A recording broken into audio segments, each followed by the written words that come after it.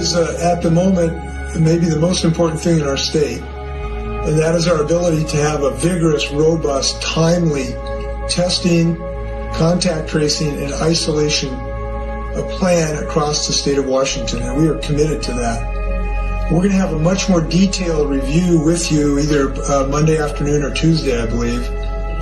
I believe it's going to be Tuesday to roll out that plan, exactly what it will look like.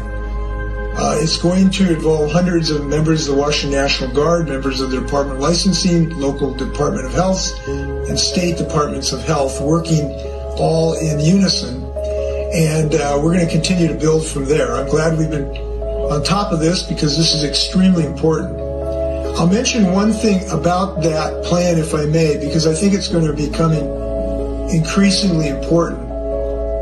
And that is that we want to do the testing, which is step one. We want to do the contact tracing, which is step two, to contact people who may have been infected. But the third is isolation.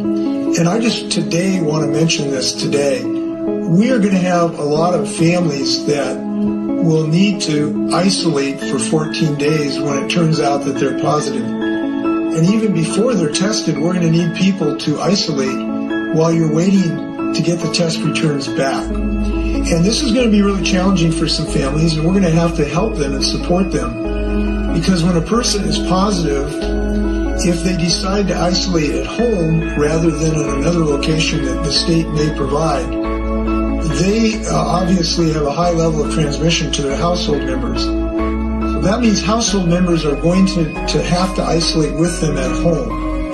And our success in this endeavor, our ability to avoid this pain again, a large degree is going to depend on those families' success and willingness and the ability of us all to help those families so that they're secure for 14 days in their homes. That means not trips to the grocery store and trips to families' houses. So that's going to be a challenge for us, and I hope we're all going to help those families.